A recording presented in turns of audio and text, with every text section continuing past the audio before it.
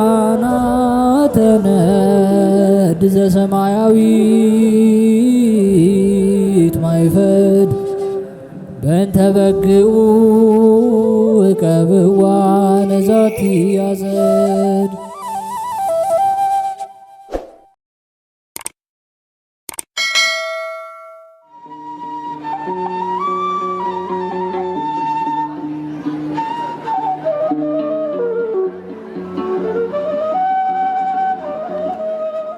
በስመ አብ ወወልድ ወመንፈስ ቅዱስ አሐዱ አምላክ አሜን።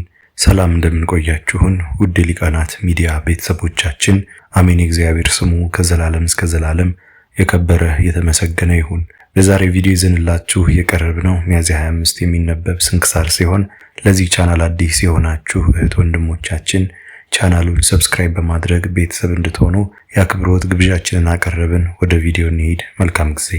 ሚያዝያ 25 የሚነበብ ስንክሳር የቅድስት ሳራና የሁለቱ ልጆቿ ዕረፍት። ሚያዝያ 25 በዚች ቀን ቅድስት ሳራ ከሁለቱ ልጆቿ ጋር በሰማዕትነት አረፈች። ይህችም ቅድስት ከአንጾኪያ አገር ናት። እርሷም ከዲዮቅልጥያኖስ መኳንንት ናት። እርሷም ከዲዮቅልጥያኖስ መኳንንት ለአንዱ ስሙ ስቅራጥስ ለሚባል ሚስቱ ናት። እርሱም በፊት ክርስቲያን ነበረ፣ በኋላ ንጉሡን በመፍራት ካደ።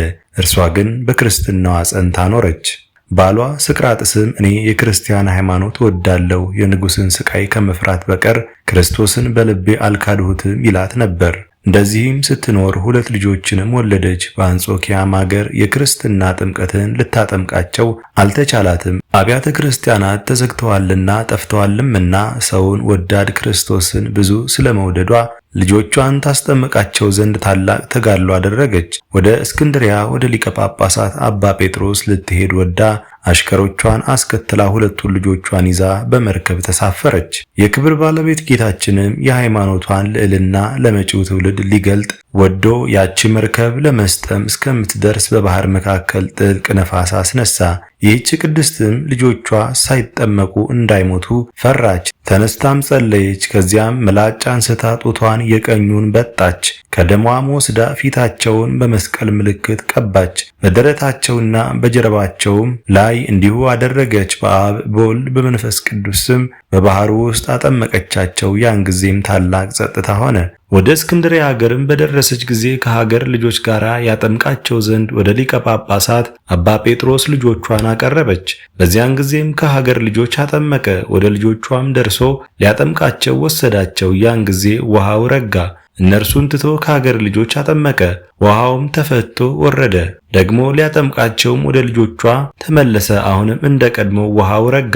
እንዲሁም 3 ጊዜ አደረገ። ውሃውም ይረጋል አደነቀ። እናታቸውንም አቅርቦ ጠየቃት። እርሷም ተንቀጠቀጠች። ከእርሷም የሆነውን በባህር መካከል አውሎ ነፋስ እንደተነሳባት ጡቷን በጥታ ደሟን እንደቀባቻቸውና በባህር ውስጥ እንዳጠመቀቻቸው ነገረችው። ስላደረገችውም ድፍረት በፊቱ ሰግዳ ይቅር ይላት ዘንድ ለመነችው። አባ ጴጥሮስም ሴትዮዋ አትፍሪ፣ ሃይማኖትሽ ፍጹም ነው። አንቺ በባህር ውስጥ ባጠመቅሻቸው ጊዜ በመለኮታዊት እጁ ያጠመቃቸው ባለቤቱ ጌታችን ኢየሱስ ክርስቶስ ነውና አይዞሽ አላት። ማጥመቁንም በፈጸመ ጊዜ ሥጋውን ደሙን አቀበላቸው። ይህችንም ቅድስት ወደ አንጾኪያ ቤቷ ተመለሰች። ባሏም ባያት ጊዜ ይህንን በማድረጓ ተቆጥቶ ወደ ንጉሥ ሂዶ ከሰሳት። ያደረገችውንም ነገረው። ንጉሥም ወደ እርሱ ያቀርቧት ዘንድ አዘዘ። ስትቀርብም ወደ እስክንድሪያ ለምን ሄድሽ? ከክርስቲያን ወገኖች ጋር ልታመነዝሪ ነውን? አላት። እርሷም እንዲህ ብላ መለሰችለት፣ ክርስቲያኖች አያመነዝሩም፣ እንደናንተ የረከሰ ጣዖትን አያመልኩም። ከእንግዲህ ደግሞ ከኔ ቃልን አትሰማም፣ የወደድከውን አድርግ። ሁለተኛውም በእስክንድሪያ ካንቺ የሆነውን ንገሪኝ ብሎ ጠየቃት። ምንም አልመለሰችለትም። ንጉሥ ዲዮቅልጥያኖስም እጆቿን የኋሊት አስረው ሁለቱን ልጆቿን በሆዷ ላይ አድርገው 3ቱንም በእሳት ያቃጥሏቸው ዘንድ አዘዘ። ፊቷንም ወደ ምስራቅ መልሳ ወደ ክብር ባለቤት ጌታችን ጸለየች። ከዚያም ከልጆቿ ጋር አቃጠሏት። የድልና የሕይወት አክሊልንም በመንግሥተ ሰማያት ተቀበለች። ለእግዚአብሔርም ምስጋና ይሁን፣ እኛንም በጸሎቷ ለዘላለም ይማረን አሜን። የቅዱስ ቴዎድሮስ የአባ ዮሐንስና የ100 ሰማዕታት መታሰቢያ። በዚችም ቀን የባህታዊ አባ በብኑዳ የተጋዳዩ የቅዱስ ቴዎድሮስ የአባ ዮሐንስ ሊቀ ጳጳሳትና የ100 ሰማዕታት መታሰቢያቸው ነው። እነርሱም በፋርስ መከራ የተቀበሉ ናቸው። የዶራም መታሰቢያ ነው። በረከታቸውም ከእኛ ጋር ለዘላለም ትኑር አሜን። አስጀምሮ ላስፈጸመን ለልዑል እግዚአብሔር ክብር ምስጋና ይሁን መቼም መች ለዘላለሙ አሜን። ውድ የሊቃናት ሚዲያ ቤተሰቦቻችን ሚያዝያ 25 የሚነበብ ስንክሳር ወደ እናንተ አቀረብን።